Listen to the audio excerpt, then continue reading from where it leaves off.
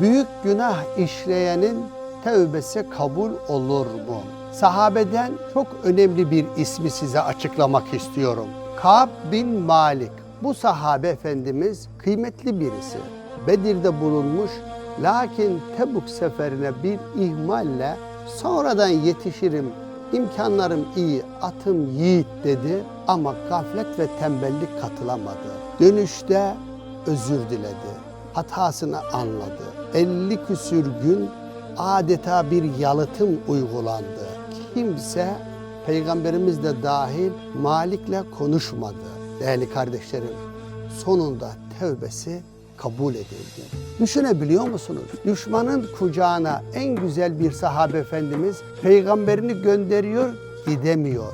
Öyle bir tevbe ediyor ki Cenab-ı Hak Kâb bin Malik'i affettiği ile ilgili ayetini indiriyor. Yeter ki